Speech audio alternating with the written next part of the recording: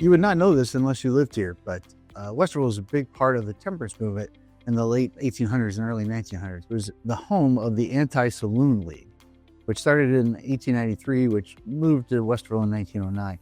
But they worked hard to abolish alcohol in the U.S., and they actually succeeded when Prohibition was established in 1920. Now, it was later repealed in 1933 with the repeal of the 18th Amendment. But the temperance movement has a long tail here in Westerville. They actually didn't issue their first liquor license until 2004. It's 71 years after the repeal of Prohibition before we got our first spot to have a drink here in Westerville. From 2004, the first liquor license being issued in Westerville, to now 2025, things have changed quite a little bit. There's actually DORA now, which is Designated Outdoor Refreshment Area, which is a chunk of uptown Westerville. Oh, by the way, downtown Westerville is called Uptown. Don't know why, but it is. So a chunk of uptown is designated as a DORA area. So what that means is you can take your drink in a participating establishment. So say you get a drink at a bar or restaurant that are participating in DORA, you can get it in a cup, and then you can walk around and go into a different restaurant or bar that is also participating in DORA. And it's like Vegas. You just walk around with a drink. No one cares. You go in and out of places that are participating, and it's all good. Quite a difference. I often wonder what the ladies of the Anti-Saloon League would think about things nowadays. DORA is a big part of one of the most popular community events here in Westerville, and that's the Fourth Fridays.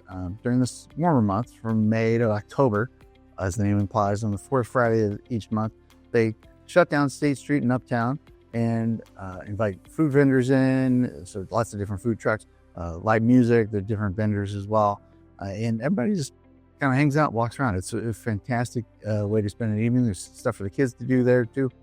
You get to go in and out of the businesses and restaurants that are there, and it's really a fun way to spend an evening. If you're not familiar with Westerville, you may not know that Ennis Woods Metro Park and Hoover Reservoir are in Westerville. Ennis Woods Metro Park is part of the Franklin County Metro Park system. It's about 123 acres of woodlands, waterways. There's wildlife in there, all kinds of things. It's popular with birders and people like just hiking around in nature, but it's also a spot really super popular for prom photos and wedding and engagement photos. We actually got engaged there ourselves. It's a really, really pretty place. Hoover Reservoir is a 2,000 acre reservoir, public park around. There's walking paths, even public boat docks are there. What you don't see are tubing, skiing, jet skiing, wakeboarding, all that stuff. That's actually prohibited on Hoover Reservoir.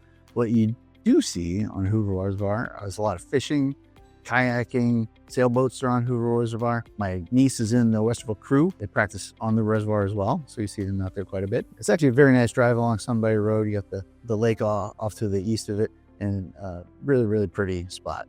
One of the new changes to the community here in Westerville is the expansion of the Westerville Community Center. Now 145,000 square foot facility. It's got everything. It's got a track for running and walking. It's got a fitness area. It's got a climbing wall. It's got basketball and pickleball courts out the wazoo. It's even got an older adult social area. It's got an esports area, arts and crafts. You can even rent space for meetings, that kind of thing. It's a fantastic facility. We use it quite a bit. Really enjoy our time there. Coming soon to Westerville are three things I want to highlight here. The first is Smash Park. Smash Park is a big entertainment venue. It's going to have some pickleball courts that have leagues there. It's got axe throwing, private karaoke suites. They have darts, arcade for the kids. There's obviously a big bar restaurant there. I recently went to the one in Minnesota, and we had a ball. It was a great time. The second item that's coming soon to Westerville that I wanted to talk about is the Galaxy at Polaris. It's going to be a large mixed-use development. It's going to be right next to Topgolf and IKEA. And it's going to have 600 plus residential units. They'll have restaurant, retail, a dog park. Even the residential units will have a pool that they have access to. It's going to be fun. They also have something called Putt Shack, which is kind of a similar to Topgolf, but it's just a putt-putt course. It's indoor. It's kind of a grown-up version. They'll have a bar restaurant. Looking at the website, it looks really, really fun. I hope to try it soon.